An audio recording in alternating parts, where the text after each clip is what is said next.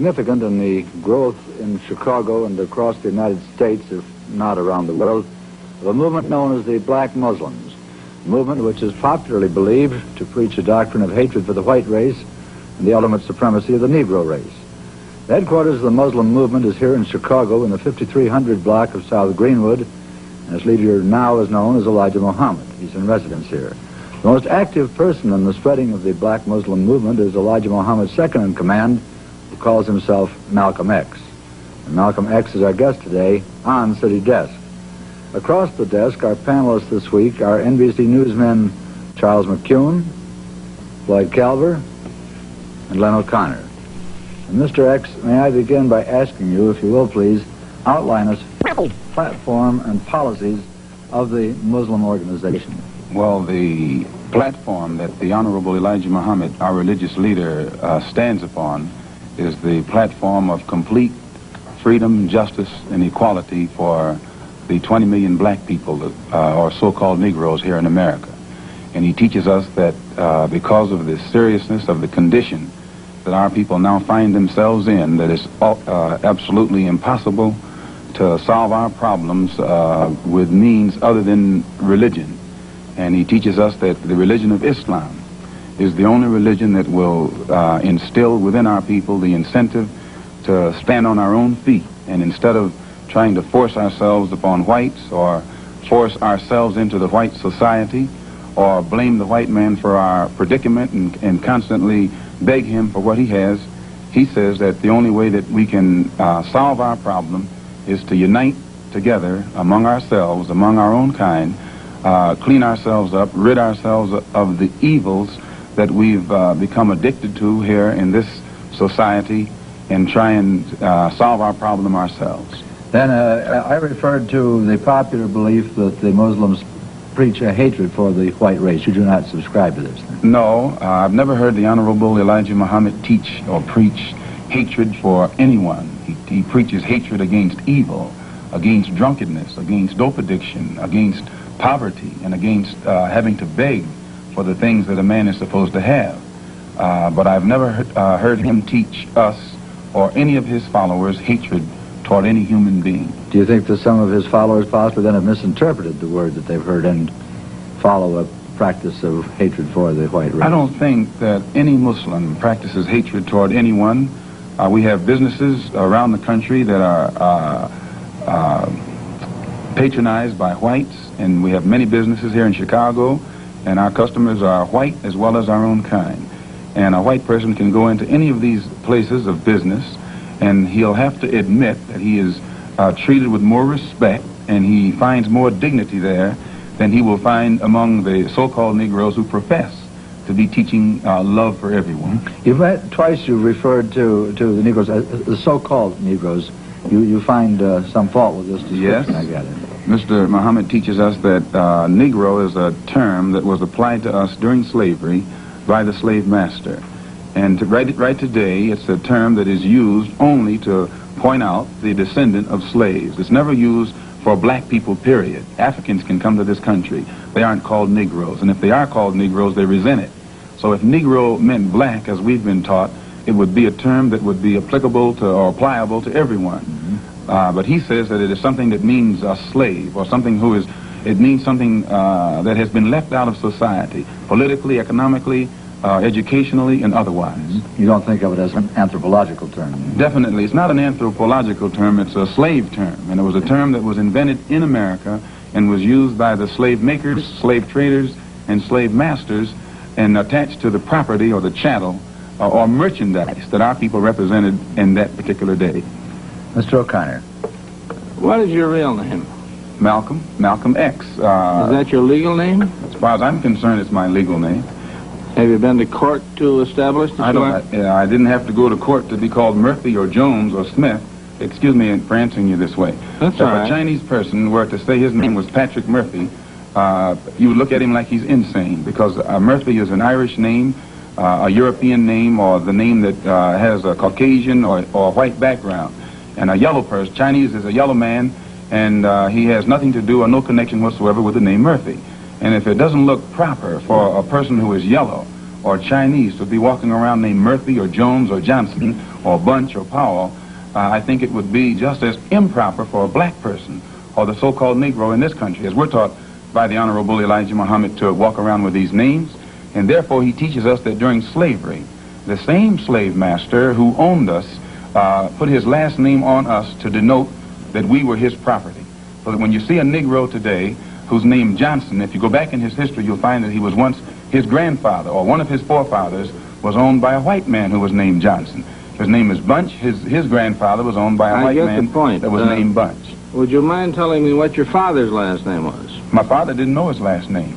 My father got his last name from his grandfather, and his grandfather got it from his grandfather, who got it from the slave master. The real names of our people were destroyed during slavery. Was there any line, any point in the genealogy of your family when you did have to use the last name, and if so, what was it? The last name of my forefathers was taken from them when they were brought to America and made slaves. And then the name of the slave master was given, which we refuse. We reject that name today. You mean you won't even tell me what your father's supposed last name was, or gifted last name was? I never acknowledge it whatsoever. Let me ask you about the status of Elijah Muhammad. First of all, is he ill? I spoke to him today. He is in better health than he has been. He's suffering from asthmatic bronchitis. Is that why he didn't attend your rally on last Tuesday? The only reason that he didn't attend was his ill condition, and the weather here, especially on that particular day, was of such nature that it would have been almost insane for him to come. Well, now, did you hold that meeting last Tuesday because it coincided with the general election, the primary election? I think if you study the history of Mr. Muhammad's work and religious work in this country, we've had our convention on February the 26th every year for, I think, the past 33 years.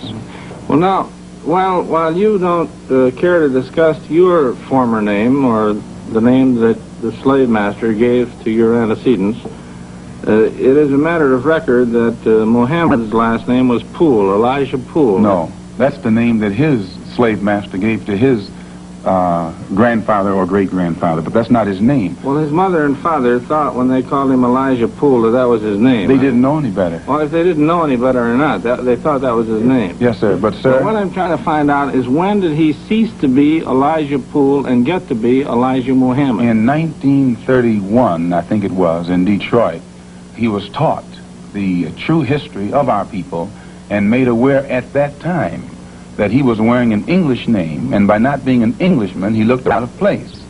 And his teacher gave him the name that he's wearing today, Muhammad, Elijah Muhammad. All right, now when did he become what he purports to be in your literature, the son of Allah? I've never heard the Honorable Elijah Muhammad referred to as the son of Allah. The prophet of Allah. I've never heard him referred to as the prophet of Allah. What do you refer to him Messenger of Allah. All right, the messenger of Allah, and I appreciate the correction. Yes, he says that a prophet is somebody who predicts the future, and he's not predicting the future, whereas a messenger is someone who carries a message that has been given to him by one who authors that message. Well, now, who gave him the message, and to whom is it supposed to be delivered? Master W.F. Muhammad, the one who taught him, is the author of the message. He gave it to the Honorable Elijah Muhammad, which makes him the messenger.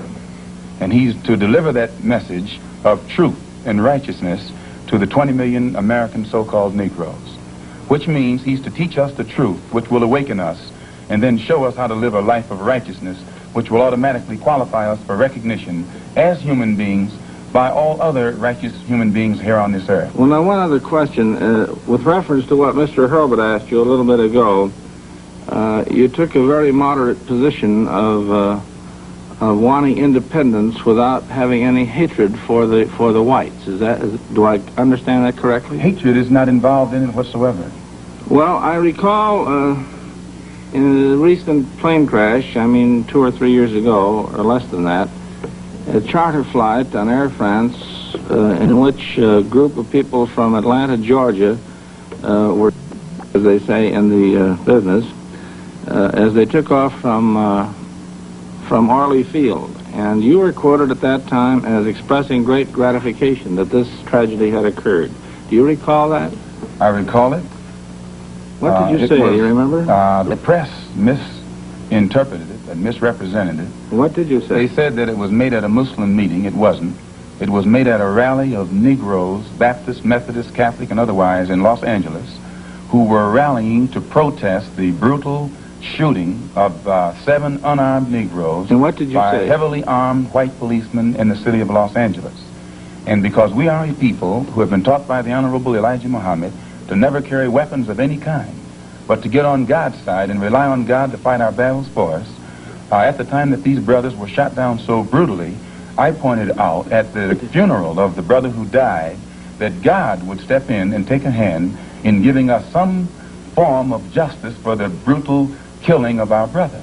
And when the plane crashed in France, I pointed out to the crowd at this rally that this was an act of God showing his wrath or complete resentment over the brutal form of injustice that had been inflicted upon our poor unarmed brothers. Were you saying that, or do you believe that? At that time, Dr. Billy Graham was in a crusade in Chicago, and the press, your papers here in this city, quoted Billy Graham as also saying that plane crash was an act of God. And if you take time to check the newspapers, I think that you'll find that this is correct. But no one thought that Billy Graham was so wrong when he attributed the crash of this plane to his God. But when we say that it come from our God, then we're looked upon as being, outrageous. I know, but you took the position that this was a matter of satisfaction to you for an injustice done against you, and I think that that's a trifle severe. We did not think that it was a coincidence that 120 of the whites on this plane came from the state of Georgia, a state that has the worst record in the history of America for the mistreatment of black people in this country. Worse than Mississippi? They maybe are a little less, Mississippi is a little less hypocritical today than Georgia, but both of them are still practicing the same thing. Now the whites in Georgia bite Negroes with a smile, whereas they used to bite them with a growl. But they're still being bitten, and we don't think that it is any worse to be bitten with a smile than it is to be bitten with a growl. Mr. Calvert. While we're on the subject of Mississippi, what is your organization's position of what happened in Mississippi in the past 6 months? Such as what? Such as the James Meredith incident and the enrollment of him in the university. Well, the Honorable Elijah Muhammad wants justice for every one of the 20 million so-called Negroes. And to just take one Negro and stick him in college with the aid of 15,000 troops and at a cost of $6,000 is a disgrace. It's a waste of taxpayers' money. It's a farce. It's hypocrisy. Because if it's right for one Negro to be forced into that university, then every Negro in the state of Mississippi who is qualified has the same right to go to that university. And if the government is not ready and willing to enforce the right of every Negro in the state of Mississippi, then, in my opinion, sir, it's only hypocrisy to pretend that they are for justice by pushing one Negro in and blowing it up all over the world to make it look like they're solving the problem when millions of black people in that state are still going to segregated schools and getting an inferior education. Does your organization encourage members to attempt to enter schools that have been known as all white? The Honorable Elijah Muhammad doesn't discourage us from attending white schools, but he does say that it is better for us to go to our own schools, and after we have a thorough knowledge of ourselves, of our own kind, and racial dignity has been instilled within us, then we can go to anyone's school and we'll still retain our race pride, our racial dignity, and we will be able to avoid the subservient inferiority complex that most Negroes have that is instilled within most Negroes who receive this sort of integrated education. Well, you have a private school operating here in Chicago, at least, and possibly elsewhere. And it's been a subject of controversy lately. What is the acceptance of people who come out of your private schools into schools of higher learning? Yes, we have many students who have graduated from the University of Islam on 54th and Greenwood that are now attending other schools. In fact, just as an example, one of Mr. Muhammad's sons never attended any school in his life but the University of Islam. He later attended DePaul University. He also attended the University of Chicago, and at present he's attending Al-Azhar University in Cairo, one of the oldest Muslim schools in the world. And his daughter-in-law also, who went to school here, is attending the University of Cairo. And then we have other students who have graduated that are attending other colleges and universities in this country. And in our school, we never have any delinquency problems. We never have any dropouts. We never have any disrespect for authority or disrespect for parents. We don't have any kind of juvenile delinquency. All of the things that the regular school system is complaining about, the critics and the most severe critics of Mr. Muhammad has to admit that we aren't plagued with those same problems in our own school. I have listened to your leader, at least on one occasion in convention here. It was 2 years ago, and at that time he advocated the separate state proposition of giving the what you call the so-called American Negro a separate state in which to live, to make their own way. Would you explain that philosophy, please? And have you had any support for it from anybody in official ranks? Your first question first. To my understanding, what Mr. Muhammad has said is that he wants freedom, justice, and equality for the black people here in America, which you agree they don't have. If they did, you wouldn't have a race problem. And he says, if America cannot bring about freedom, justice, and equality for our people in this country, then America should allow us to leave. If we can't get along together, we should be allowed to depart and go someplace where we can set up housekeeping for ourselves. Then he says, if America doesn't want us to go back home among our own people, and at the same time they want to keep us here, since we can't stay here and get along together in peace, he says what America should do is separate part of the country and give us a section where we can live, and give us everything we need to get our particular section functioning independently. Support us for 25 years until we are able to function independently in a society of our own, and in this way the problem will be solved. Mr. McCune. You say there's no juvenile delinquency. What is the discipline that you number one, excuse me, practice? Sir. One of the first things that Mr. Muhammad teaches is you have to set an example if you want others to do right. And he teaches the grown-up Muslims to live a highly disciplined and a highly moral life of high morals. And by the parents displaying the highest of morals in front of the children at all times, automatically this sets a pattern or an example for the children. And in our schools, our children, the emphasis is placed upon the recognition of authority. And by the children recognizing authority and respecting authority, it's easy for anyone who is in authority to teach the child and discipline the child and make the child aware of the importance of living a life in accord with the law even after he grows up. How did you happen to join the Muslim movement? I was in prison. I was a very wayward, criminal, backward, illiterate, uneducated, and whatever other negative characteristics you can think of type of person until I heard the teachings of the Honorable Elijah Muhammad. And because of the impact that it had upon me in giving me a desire to reform myself and rehabilitate myself for the first time in my life, and also being able to see the effect that it had upon others, this is what made me accept it. And plus, prior to hearing what he teaches, I had no interest whatsoever in anything serious or any kind of educational pursuits. And I noticed that after being exposed to the religious teachings of the Honorable Elijah Muhammad, immediately it instilled within me such a high degree of racial pride and racial dignity that I wanted to be somebody, and I realized that I couldn't be anybody by begging the white man for what he had, but that I had to get out here and try and do something for myself or make something out of myself. What has been the growth of the Muslim movement? There are conflicting reports as to how many Muslims there are in the United States. Can you tell us? Well, most critics say that the dissatisfied follow Muhammad, that the unemployed and the oppressed follow Muhammad. And I think you'll agree, the sociologists, the economists, and other experts say that the masses of black people are dissatisfied, unemployed, oppressed, and fed up. So that he actually gets his support at the mass level. But now you have other Negroes at the class level who pretend not to go for him, because usually their job has been given to them by the white man. They have positions to which they have been appointed, and they think that the only way that they can protect their job is by pretending in front of the white man that they don't go for Mr. Muhammad either. But you find that he gets how many Muslims do you say there are in numbers? I couldn't say. I've never heard him say, and he's the only one who would know. 500,000? I couldn't say. I think that anyone who does say is not in a position to know, and anyone who knows wouldn't say.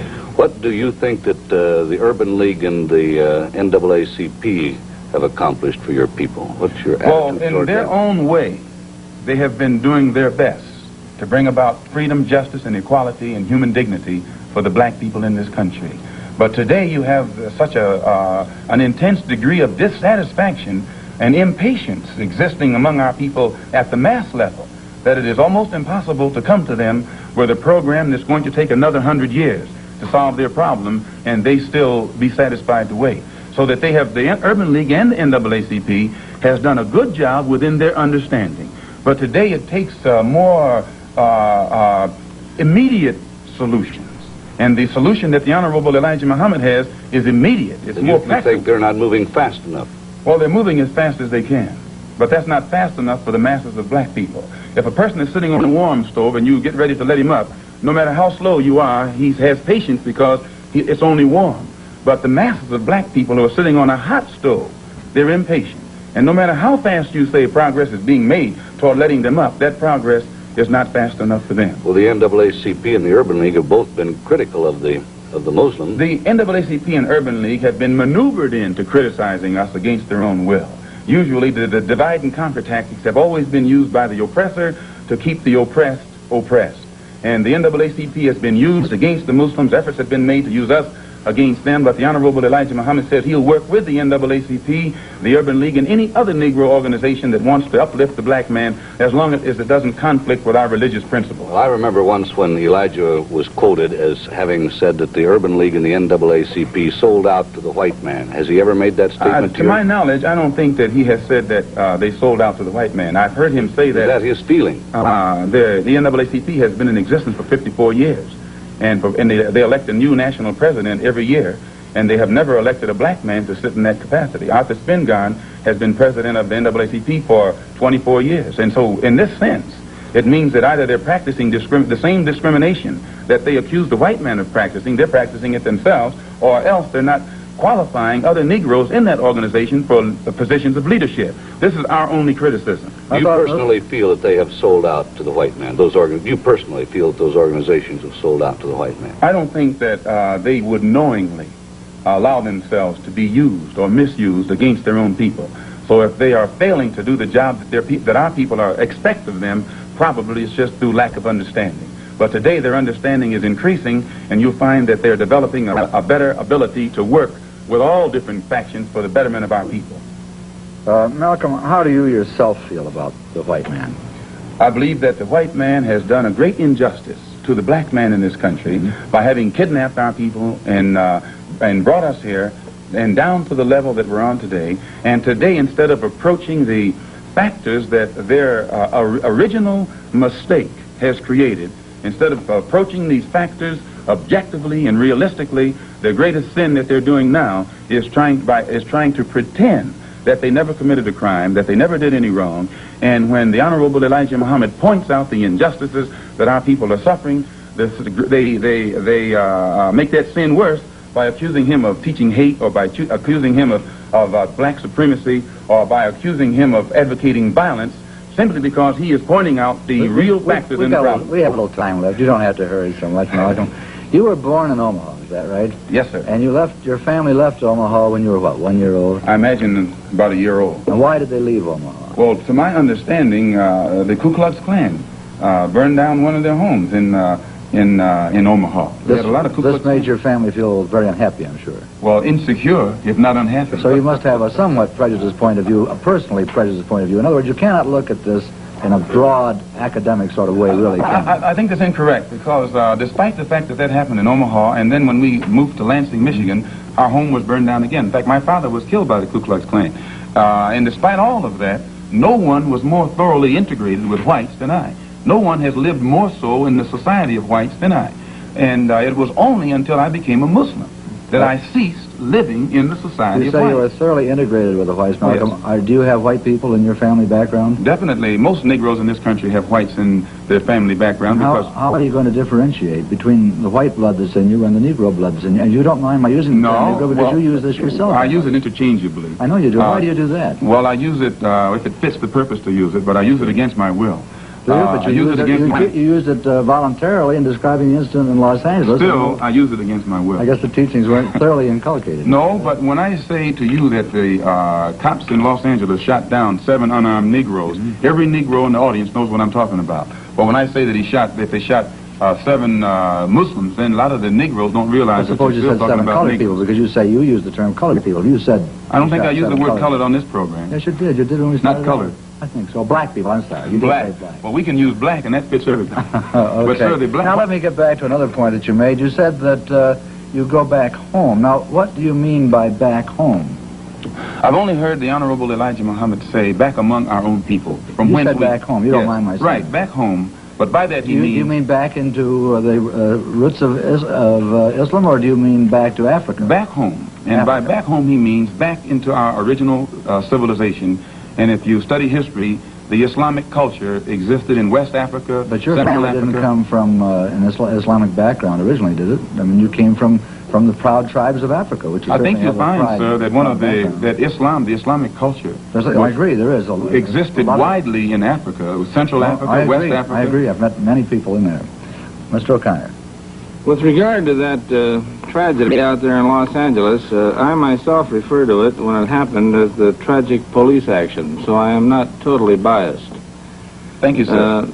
Coming from Muhammad Speaks, which is the publication of your cult or your religion, Elijah Muhammad referred to the policemen out there, the white policemen, as devils. He said, there is no justice here for us black people. There is no future for us nor our children in civilized America. Doesn't that imply that you're going to get out, or that's his wish that you get out? If he referred to those policemen out there as devils, who were heavily armed and knew that the Negroes whom they were shooting down in cold blood were not heavily armed, I don't think that those policemen themselves would deny that they're devils. Nor would any Negro who witnessed such a deed deny that they are devils. Well, about the other part of it, there's no justice here for us black people. There's no future for us nor our children in civilized America. And I didn't make that up. He said it in his own And he's correct publication. in what he says, sir. Well, what does it mean? Does it mean you're going to get out, or It what? means the same thing that Attorney General Robert Kennedy means when he says that the number one domestic problem in America is the race problem. That it is almost impossible to solve it.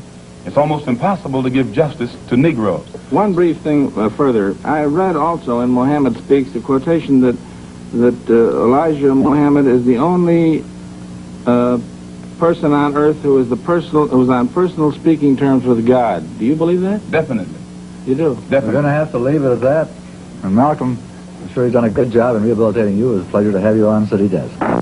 So, brothers and sisters, we are known for having the most peaceful meeting of any large group of people. Were involved in an altercation with L.A. police that led to police opening fire, killing one Nation member named Ronald Stokes, and seriously wounding several others.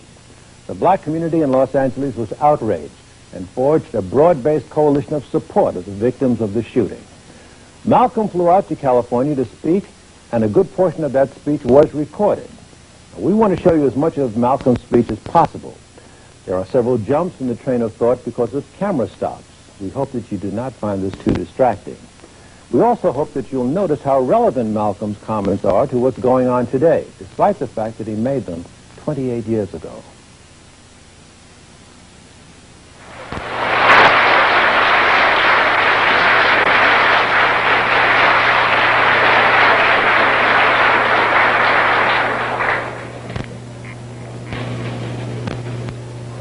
In the name of Allah, the Beneficent, the Merciful, to whom all praise is due, whom we forever thank for giving us the Honorable Elijah Muhammad as our leader, teacher, and guide.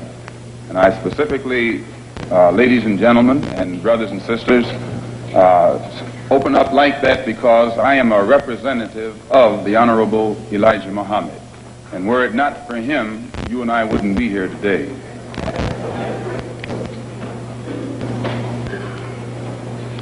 In order for you and me to devise some kind of method or strategy to offset some of the events or a repetition of the events that have taken place here in Los Angeles recently, we have to go to the root. We have to go to the cause. Dealing with the condition itself is not enough. We have to get to the cause of it all, or the root of it all. And it is because of our effort toward getting straight to the root that people oftentimes think we are dealing in hate. But first, I would like to congratulate and give praise to the Negro, so-called Negro leaders and so-called Negro organizations, and excuse me if I say so-called, it's hard for me to just outright say Negro when I know what that word Negro really means.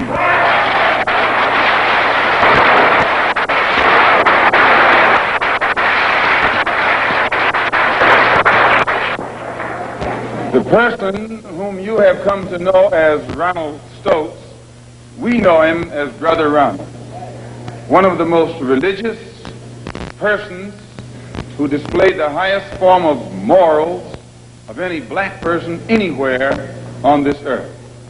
And as one of the previous speakers pointed out who knew him, everyone who knew him had to give him credit for being a good man, a clean man, an intelligent man, and an innocent man when he was murdered.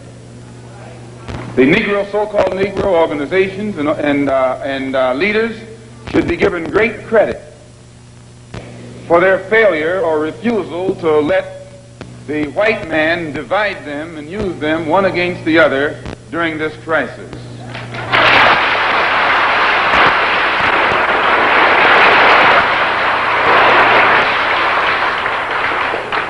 As Reverend Wilford Wilson pointed out, I think it was 8 years ago today that the Supreme Court handed down the desegregation decision. And despite the fact that 8 years have gone past, that decision hasn't been implemented yet.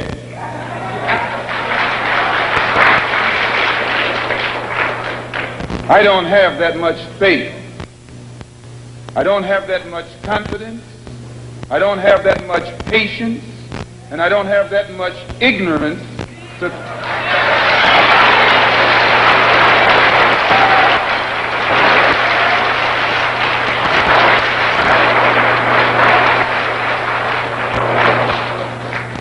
If the Supreme Court, which is the highest law-making body in the country, can pass a decision that can't get even 8% compliance with in 8 years because it's for black people, then my patience has run out.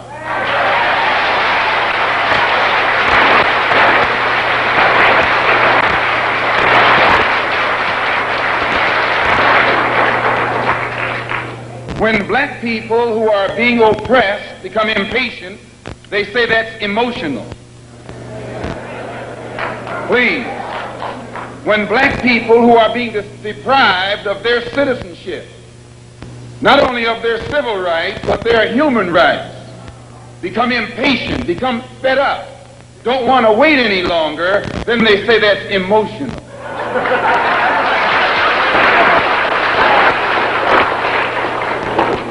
The Negro, so-called Negro leaders and organizations should be praised. They should be congratulated. They should be complimented. Because out of all of them combined, the white man has not yet found one who will play the role of Uncle Tom.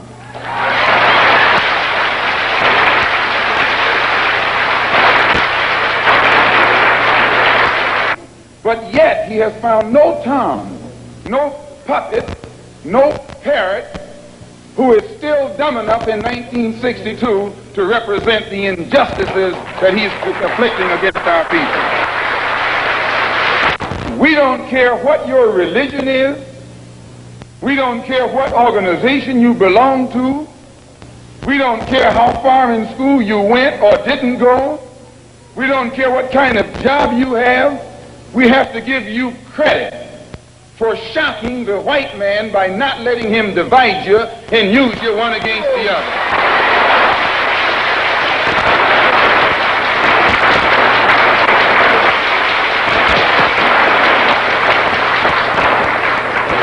In the past, the greatest weapon the white man has had has been his ability to divide and conquer. As Jackie Robinson pointed out beautifully on the television last night, 4/5 of the world isn't white. Isn't that what Jackie said?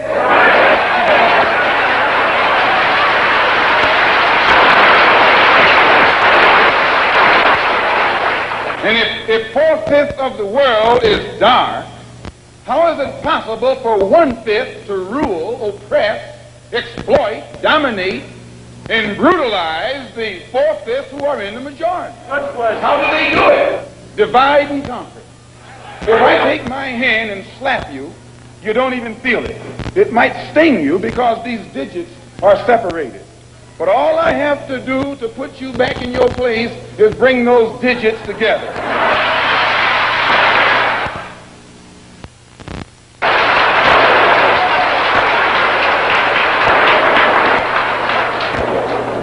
This is what the white man has done to you and me. He has divided us and used us one against the other. But today, thanks to Allah, you can say thanks to God or thanks to Jesus or thanks to Jehovah, whatever you want.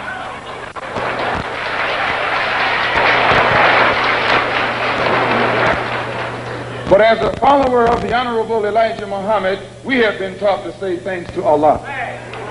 And that's what Jesus said. Jesus called on Allah. He said, Allah, Allah, lama asabachthani. I believe what's good for Jesus is good for you. If Allah was good enough for Jesus to call upon, I think he should be good enough for you to call upon. Since the so-called Negro community has shocked the white man by resisting all efforts to divide us, I think that you and I should continue to shock him by staying and working together in unity. Despite religious, political, economic, or educational or social differences, let us remember that we are not brutalized because we're Baptists. We're not brutalized because we're Methodists. We're not brutalized because we're Muslims. We're not brutalized because we're Catholic. We're brutalized because we are black people in America. Here your mother is being raped and you're not supposed to be emotional. Your women, please, your women can't walk the street without some cracker putting his hands on her, and you're not supposed to be emotional.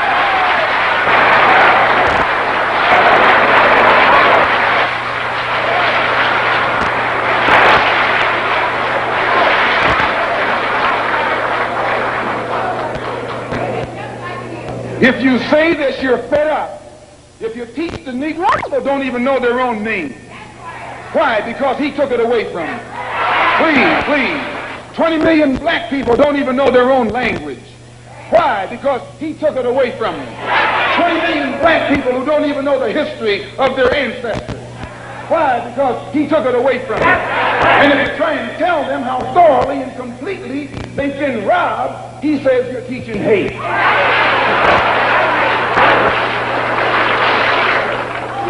That's something to think about. Today you are coming out of college. You're coming out of the leading universities. You're trying to go in a good direction, but you don't know which direction to go in. And if somebody tries to take you right to the root of your problem, they say that that man's a hate teacher. If I ask why should the senators in Washington, and then again if we tell you that Negroes are being hung on the tree or being shot down illegally, unjustly, and those Negroes should do something to protect themselves, you say you're advocating violence. The white man is tricking you. He's trapping you. He doesn't call it violence when he lands troops in South Vietnam. Please, please, please. He doesn't call it violence when he lands troops in Berlin. When the Japanese attacked Pearl Harbor, he didn't say get nonviolent. He said, praise the Lord, but pass the ammunition.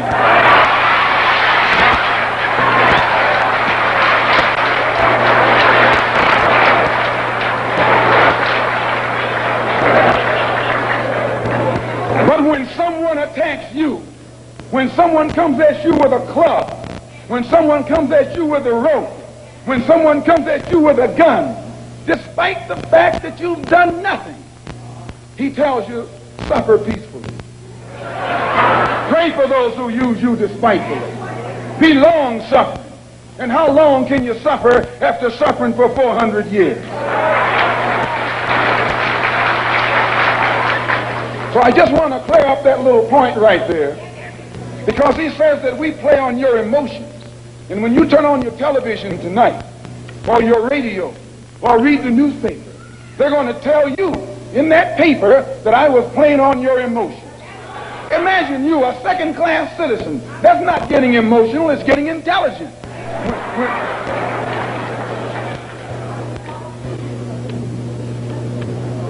And as far as your mayor is concerned, I see you should say their mayor.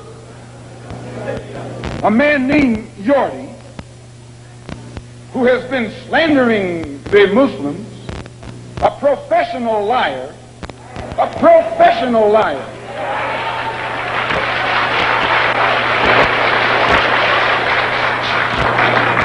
who has mastered the art of using half-truths.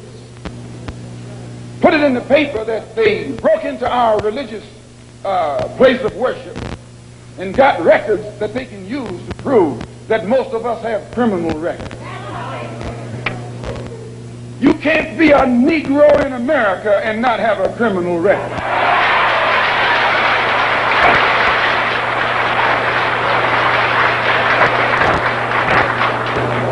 Martin Luther King has been to jail. Please. James Farmer has been to jail.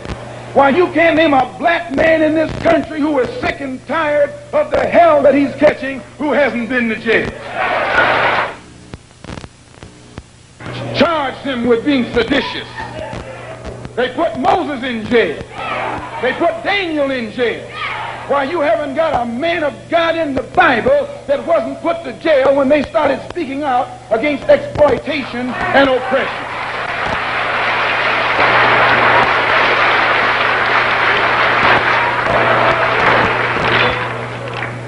They charged Jesus with sedition.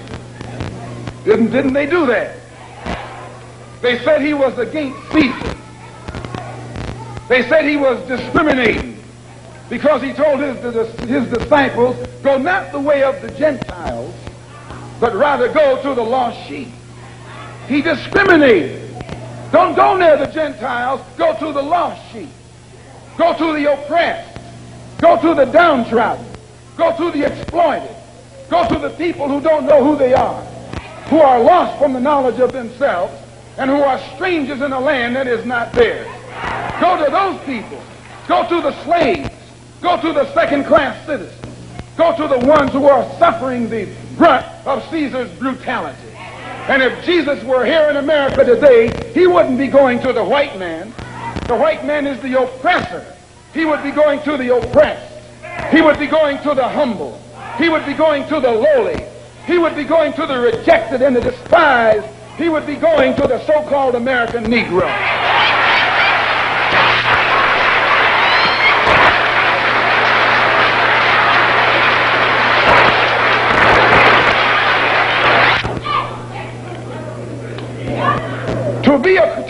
To have once been a criminal is no disgrace.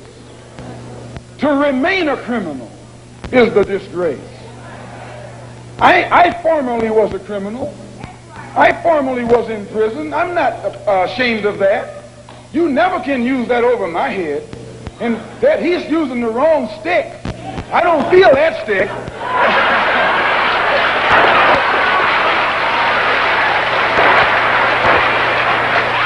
I went to prison because I believed in men like Sam Yorty. I went to prison because I trusted men like Sam Yorty.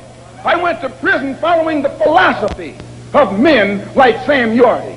But since I've been following the Honorable Elijah Muhammad, I have been reformed, and that's more, please. That's more than Sam Yorty and Chief Parker and all these other white politicians have been able to do with the inmates in the prisons of this state. They should give Mr. Muhammad credit. They should give Mr. Muhammad credit for reforming and rehabilitating men whom they have failed to reform and rehabilitate.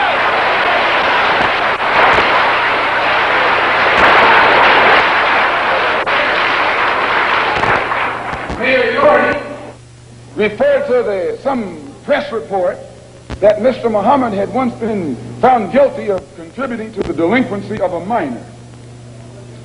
He failed to explain purposely that in 1934, the Honorable Elijah Muhammad refused to send his children to the white schools in Detroit, Michigan that were teaching you about little black Sam Gold. That's the minor that he contributed to the delinquency of. You see, this vicious, fork-tongued white man has been able to take lies and make you turn against those who want to help you and make others turn against you. This is the contributing to the delinquency of a minor that this mayor, or man who calls himself mayor, is talking about. In the same article, he said that the Muslims are the same people who rioted in the United Nations. Someone should pull his coat and let him know that at the present moment, there are $6 million worth of suits leveled against two of New York's leading newspapers for making the mistake of charging the Muslims as being involved in those United Nations riots. We were not involved. And if this fork-tongued man who calls himself your mayor had taken the time to find that out, he wouldn't be walking into the trap that he's letting his ignorance lead him into.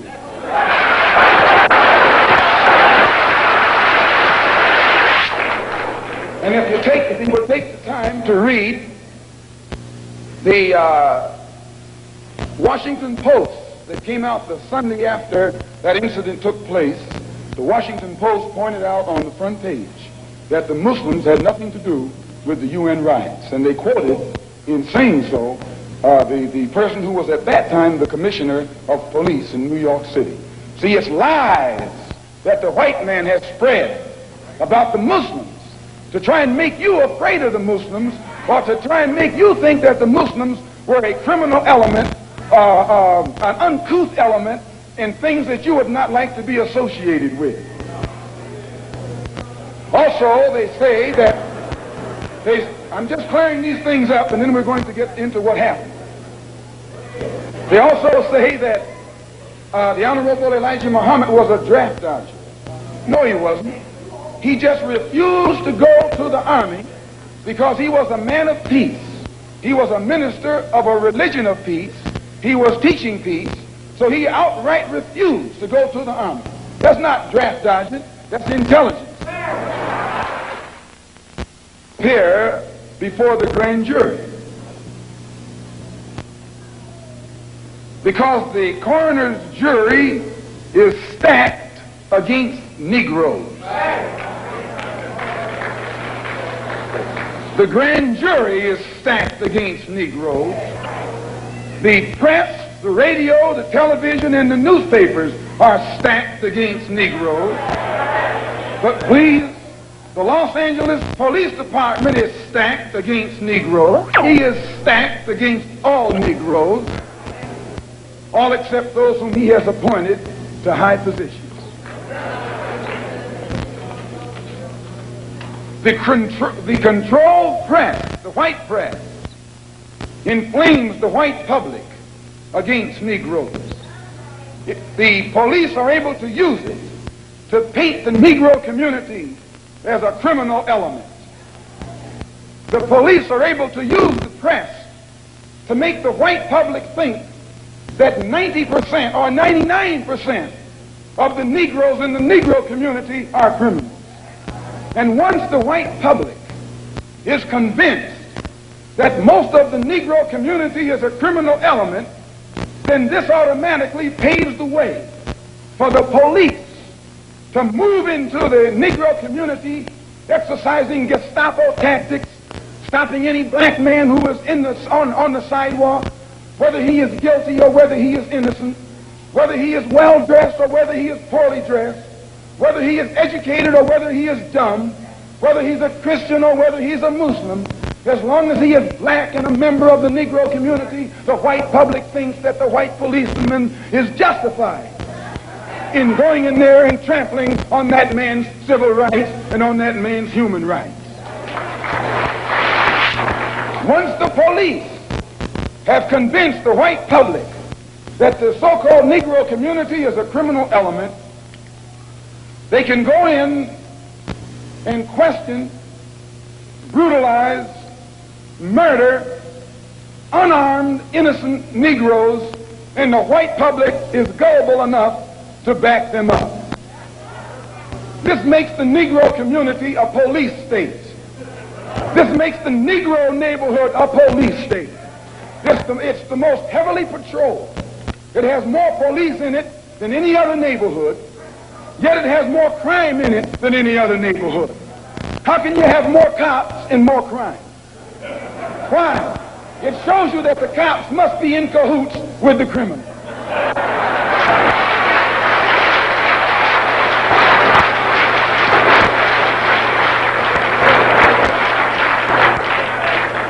The texture of the hair that God pleased, that God gave them, so much that they'll put lye on it. Do you realize now, you know, brother, lye will eat a hole in steel, and you know your head is not that hard.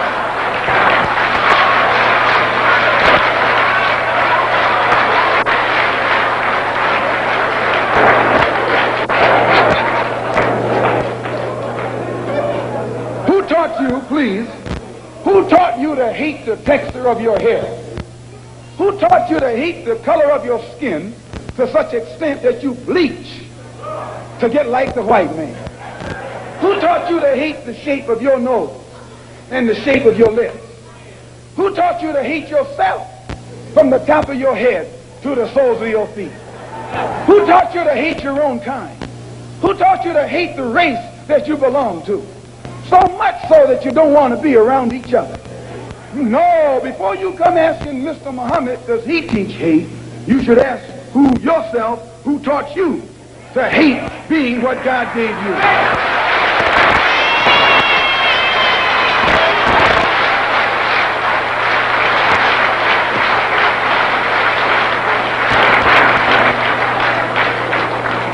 We teach you to love the hair that God gave you. Here you way out in the middle of the ocean, can't swim, and you worried about someone that's in the bathtub and can't swim.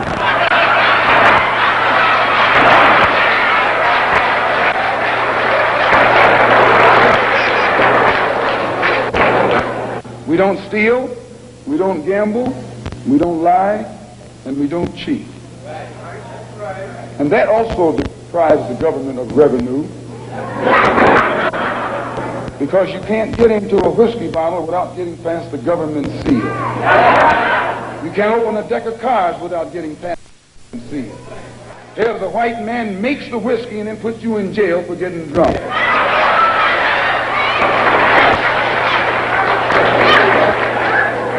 He sells you the cards and the dice and puts you in jail when he catches you using them. So he's against us because we fix it where he can't catch you anymore. We take the dice out of your hands and the cards out of your hand and the whiskey out of your head. The most disrespected person in America is the black woman. The most unprotected person in America is the black woman.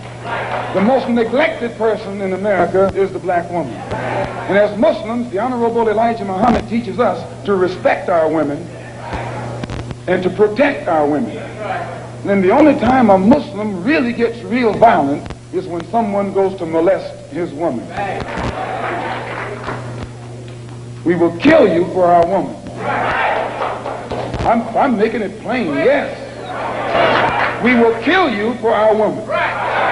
We believe that if the white man will do whatever is necessary to see that his woman gets respect and protection, then you and I will never be recognized as men until we stand up like men and place the same penalty over the head of anyone who puts his filthy hands out to put in the direction of our women.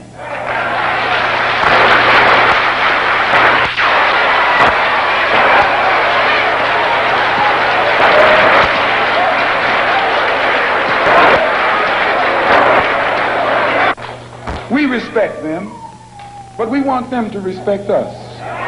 We think that the law should respect the Negro community.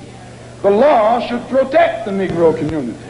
The law should approach the Negro community with intelligence if it expects the Negro community to react intelligently.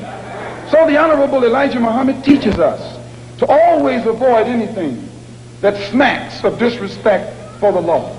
And if the police department tells the truth, they will have to admit that they have never had any experiences with Muslims that have ever been anything other than honorable unless they themselves come at us in a dishonorable way.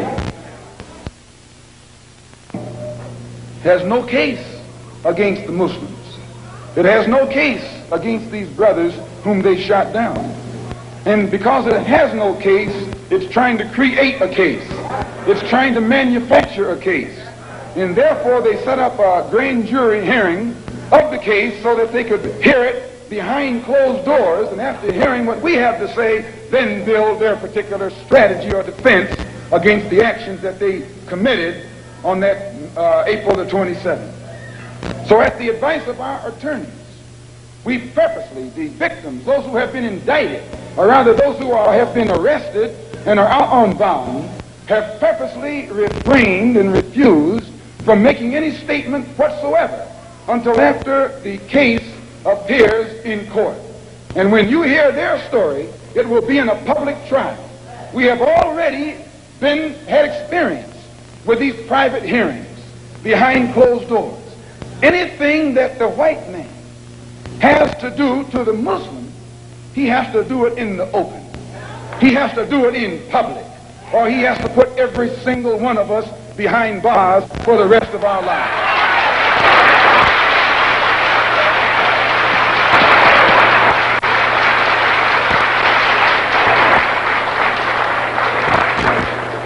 When Mayor Yorty called for a government investigation of a religious group that has the highest moral standard of any group in the Negro community, Mayor Yorty was giving you an example of what Hitler did in Nazi Germany when he began to go on the rampage.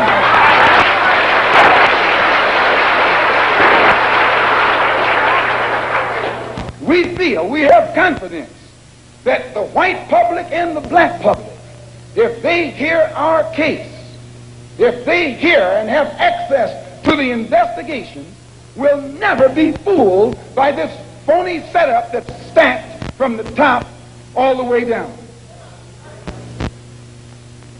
And if you doubt it, when you leave home tonight, when you go home tonight, look for the press. I'd like at this time to call forth these brothers who were arrested. The brothers who were arrested, come up here behind these chairs, please.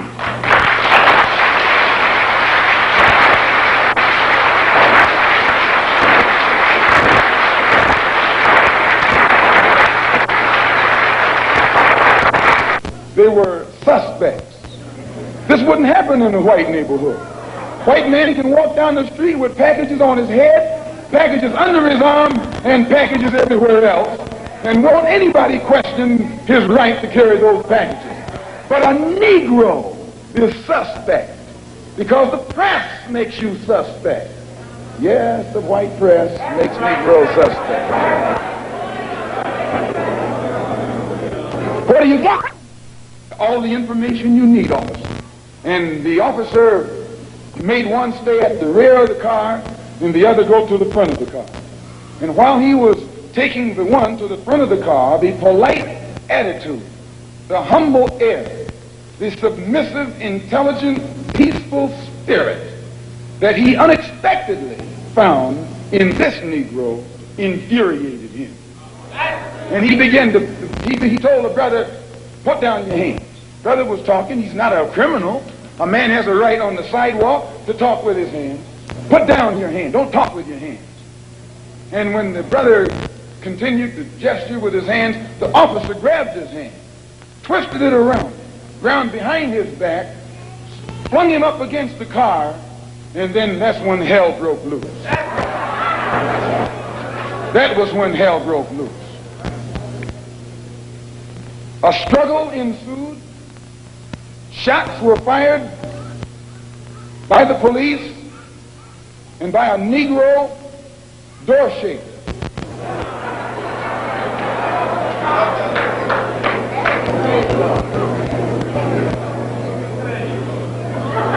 An alarm went out.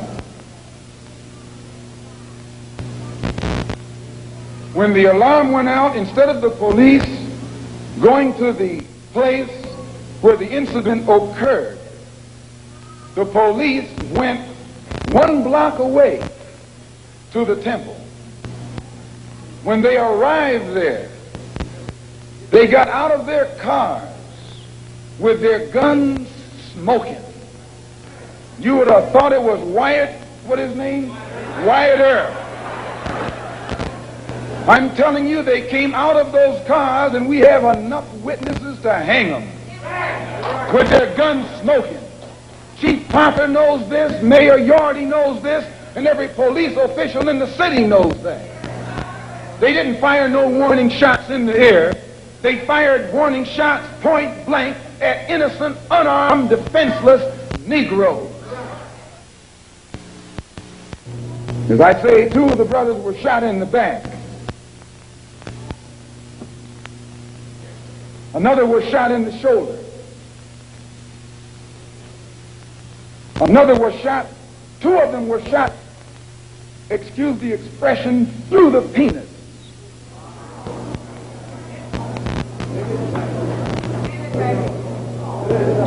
Another was shot in the hip, and the bullet came out the other side. Brother Arthur here was shot 1/4 of an inch from his heart. Let me tell you something, and I'll tell you why you say we hate white people. We don't hate anybody. We love our own people so much they think we hate the ones who are inflicting injustice against them.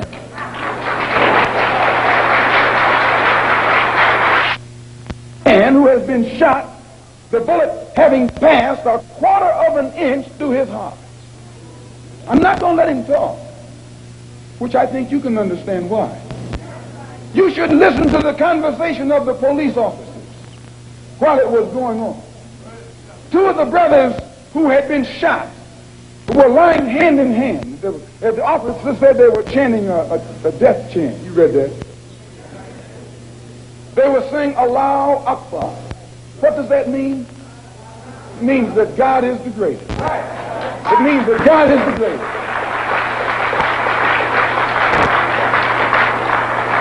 Understand, this that the white officer called a death chant was a prayer. They were praying when they were shot down. They were saying, Allahu Akbar.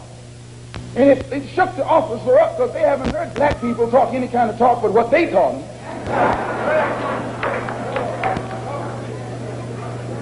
And 2 of the brothers who were shot in the back were telling me that as they lay on the sidewalk, they were holding hands.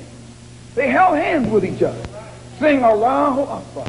And the blood was seeping out of them where the police bullet had torn into their insides. Still they said Allahu Akbar. And the police came and kicked them in the head. What? Police kicked them in the head, telling them to shut up that noise, while they were laying on the sidewalk in front of our temple. Kicked them in the head. Shut up that noise. And one of them, when he was on his way to the police station in the ambulance, one of the ambulance attendants told the white cop, why don't you kill the nigger? He said, I'll tell him that he tried to get away. Why don't you kill the nigger while you got a chance? And I'll swear that he tried to get away.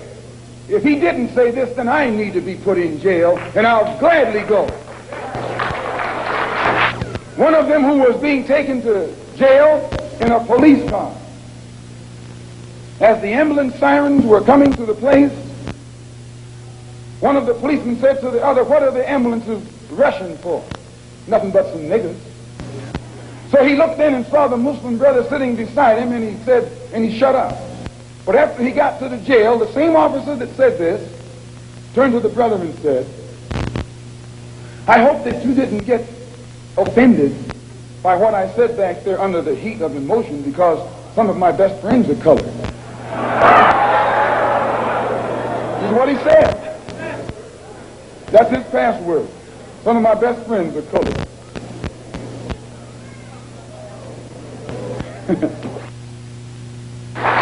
And I, for one, as a Muslim, believe that the white man is intelligent enough. If he were made to realize how black people really feel and how fed up we are without that old compromise and sweet talk. Why, you're the one that make it hard for yourself. The white man believes you when you go to him with that old sweet talk, because you've been sweet talking him ever since he brought you here. Stop sweet talking him. Tell him how you feel. Tell him what kind of hell you've been catching, and let him know that if he's not ready to clean his house up, if he's not ready to clean his house up, he shouldn't have a house. It should catch on fire and burn down.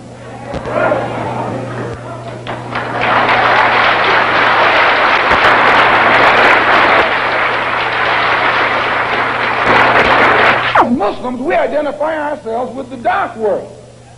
So we're not any minority. We're part of the majority, and the white man is the minority.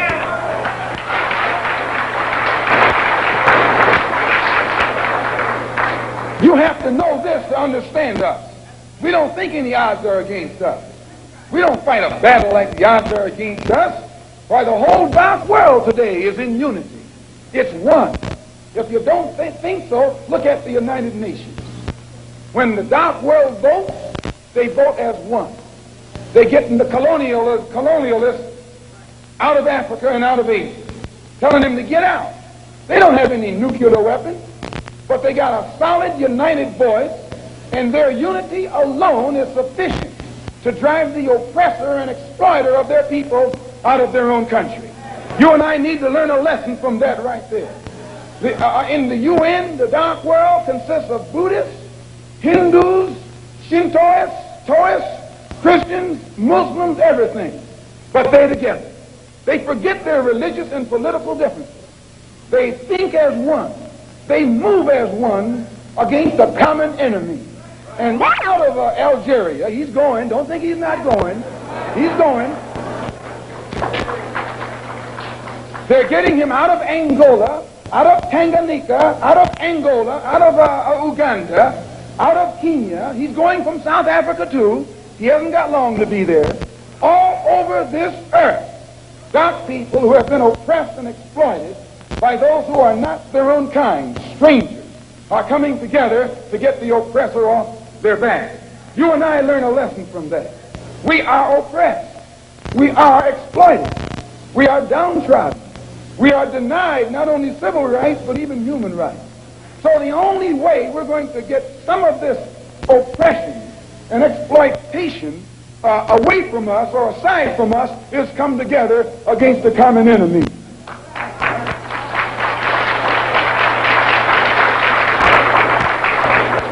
When they sat down at the Bandung Conference, everyone there had this in common: a dark skin.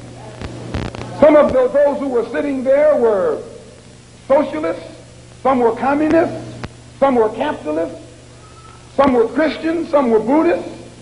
They were everything. But all of them was dark skin.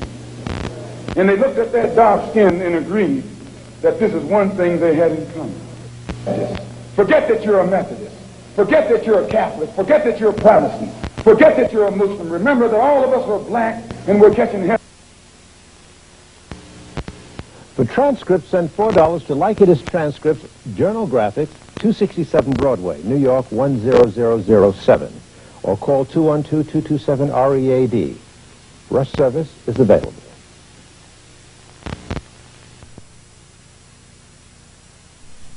Who is the black man? The black man in the West has ceased to be black.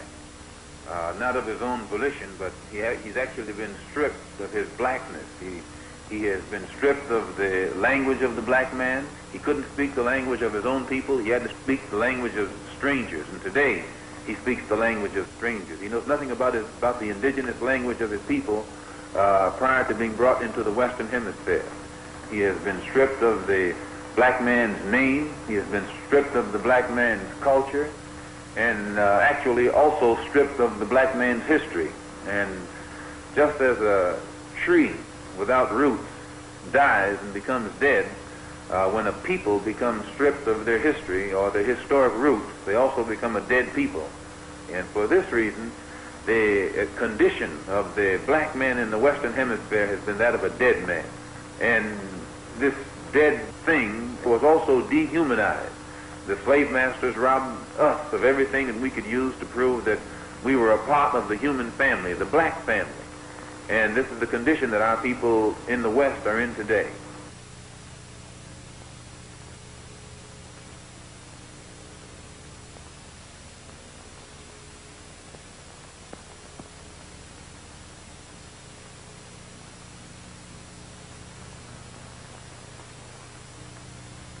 The struggle in the states between the races has always been bloody, but it has been one-sided. The Negro has been doing most of the bleeding, but I believe he's beginning to feel that bleeding should be reciprocal. It should be done equally on both sides. Everybody should bleed. If the Negro is going to bleed, everybody should bleed. And I think he's beginning to see this, that it should be equalized. The struggle of the colored peoples of the world against the forces of Western imperialism and its agents has been going on for a long time. On the continents of North and South America, in Asia, in Africa, oppressed peoples have been waging a tireless campaign against domination at the hands of imperialists and their insane doctrine of racial supremacy. But at the very moment when the last outpost of colonialist barbarians seem most comfortable, at the very moment when representatives of the self-styled master race feel most secure and certain of continuing their vicious schemes of enslavement, our people are affirming their humanity.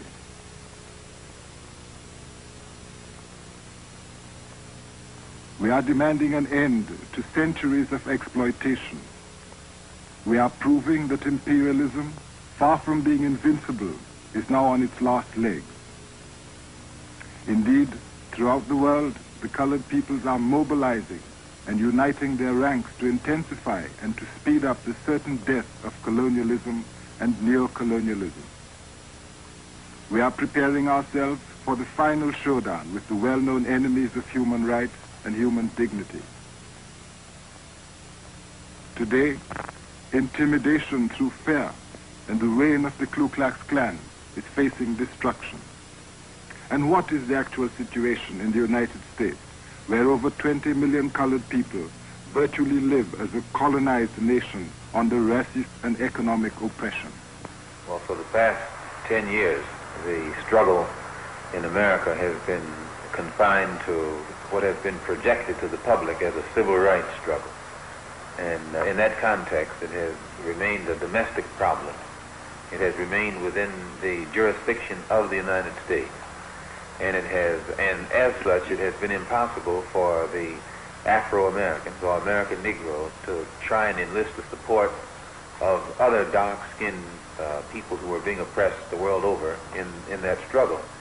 And the difference now in the direction that the struggle is taking from the direction that the struggle has been going in the past, there are many of our people who are thinking more deeply and more broadly and are beginning to see the importance of lifting it out of the national context or out of the domestic context or beyond the jurisdiction of the United States government. And the only way this can be done is by internationalizing the problem and putting it at a level where it can be taken into the United Nations, and then all of the other independent nations on this earth can involve themselves in our struggle and support us.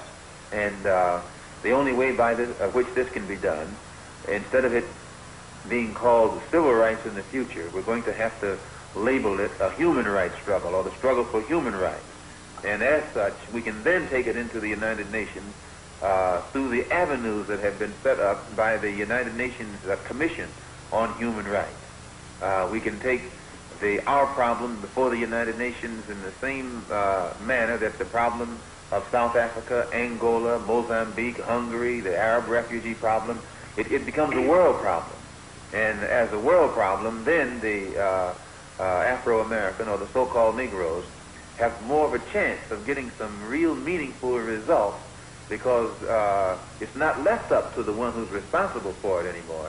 but it's put at a level where the whole world can see that our plight is wrong, and they can bring the moral support of the entire world on our side against this force that has stood in our path in the past.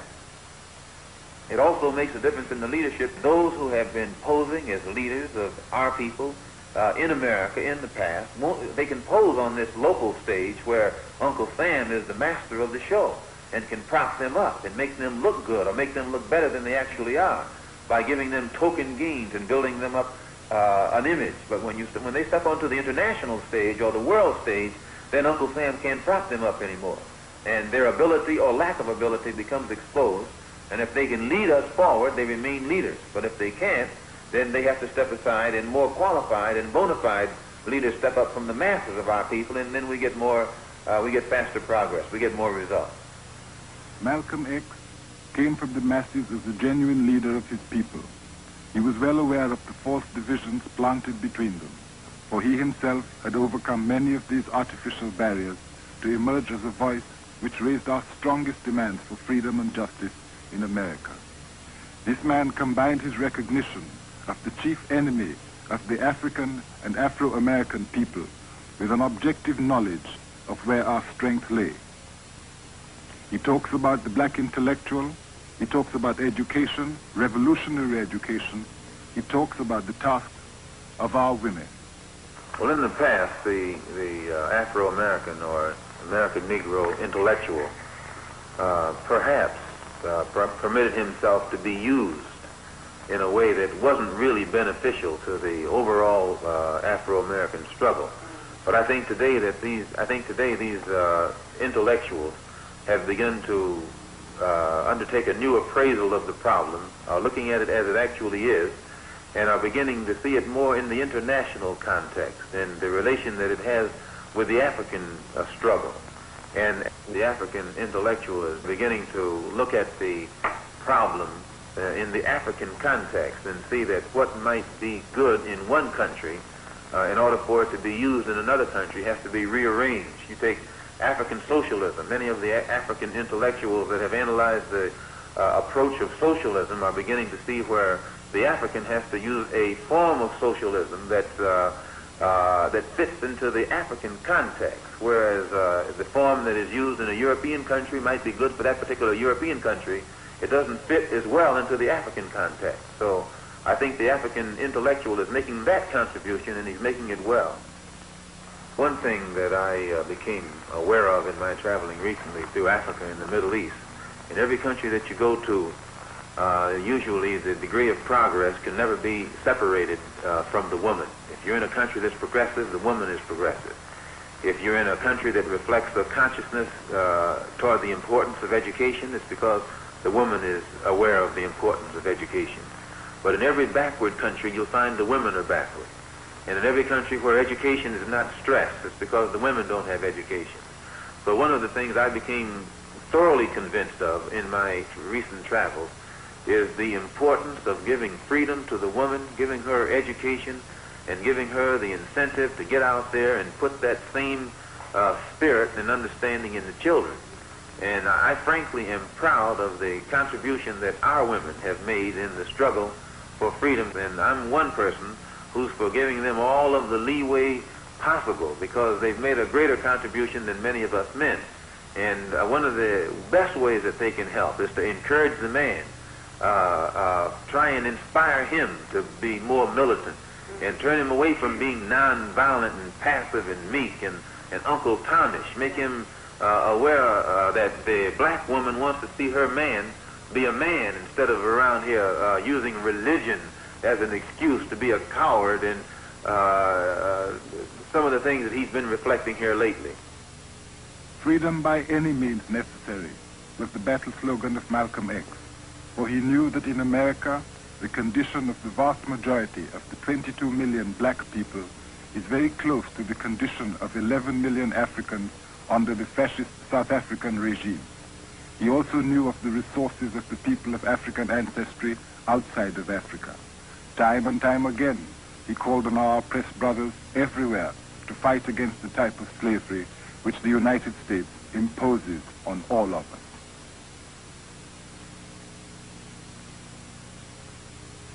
most people, when we say Afro-American, they think only of the Negroes in the United States. But they don't realize that 2/3 of Brazil consists of people of African blood, which means they're also Afro-American because Brazil is in South America. And in all of these, many of these countries in South America and Central America, and even in Canada, they are heavily populated with people whose ancestors came from Africa. So when you total up the number of Afro-Americans, real Afro-Americans, in the Western Hemisphere, there are perhaps 100 million. And if these people ever unite among themselves, not only is it necessary for the Afro-Americans in the United States to be organized, but it's also necessary for the Afro-Americans in the Caribbean, or the Afro-Cubans, the Afro-Brazilians. It's necessary for all of them to be organized. And then once they are organized in each place, we have to organize among ourselves so that the Afro-American in the United States will be working in conjunction in a coordinated program with those who are in Cuba and those in Brazil and those in Venezuela and those throughout the Caribbean and Haiti and in the West Indian Islands. And in this way, we actually get strength. And it's not an accident that there's no organization existing in the Western Hemisphere that's designed toward that end. It would be it would be a direct threat to imperialism as it really exists and to colonialism as it exists in the West. And one of the things that's going to help to bring this about is the independence of Africa. One of the only reasons that we in the West have never organized, we have hated our image and our African image. And because Africa has been in the hands of people who have created an image of Africa that's negative and hateful. And it has been hateful to us. We haven't wanted to identify with it. But now that Africa is getting independent and in a position to create its own image, and it's a positive image, those of us in the West look at the African image and see how positive it is. We begin to identify with it. We become proud of Africa, and we become proud of our African blood, our African heritage. And this is what is beginning to make the Africans in the Western Hemisphere today develop more race pride. And as this race pride develops, then it has a tendency to make us want to unite together and work together. And your Western imperialists and colonialists consider this to be a grave threat. More threat than communism or Marxism or socialism or anything else. The Africanism is what they consider to be the real threat. Yes, undoubtedly. One of the major elements at the center of Malcolm X's revolutionary strategy is solidarity. The natural solidarity which must be restored between the Afro-American and his African brother in their common fight against a common enemy. The Organization of Afro-American Unity sees the only hope for the black man in America in a strong Africa, and the necessity of the Afro-American becoming inseparably linked with the overall program that's existing on the African continent. The two problems must be solved together, and the two forces must go forward together. And so the Organization of Afro-American Unity has a program to link the Afro-Americans with the Africans and the Africans with the Afro-Americans. When I say Afro-Americans, I mean those throughout the entire Western Hemisphere. This is our only hope.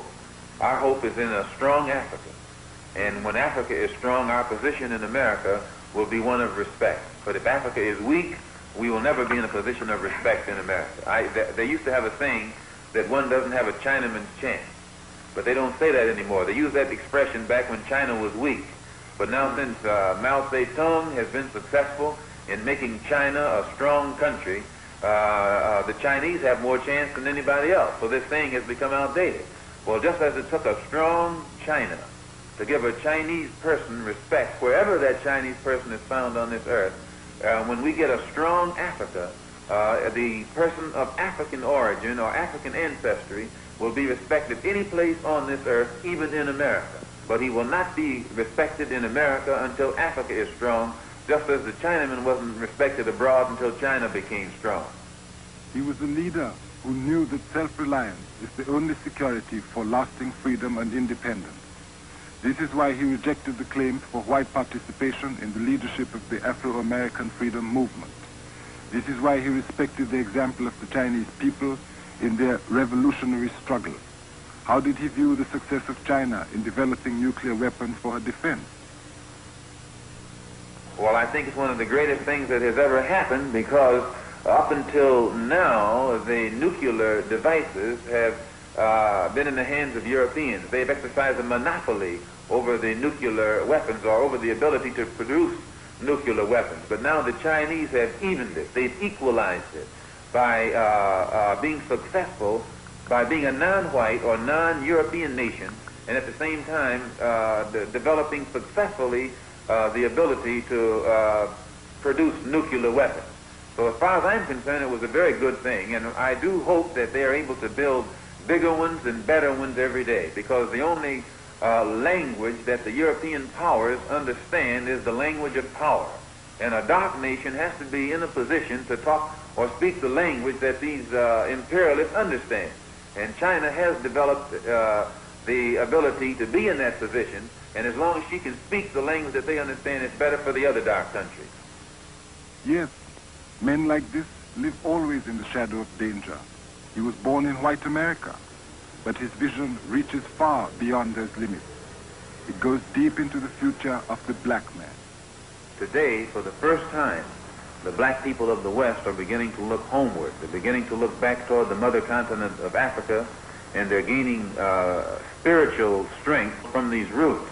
The African continent is on the rise, the motherland is on the rise, and our people all over the Western Hemisphere are looking back at this rising continent and the unity of that continent, and it's giving us strength and hope for the future.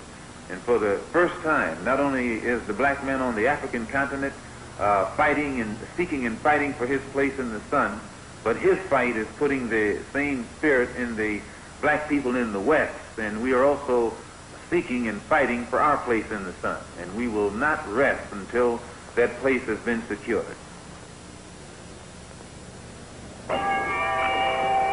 What's your plan now? I'm going back to the States first and see how my family is doing, you know. Got a family there. And see what develops.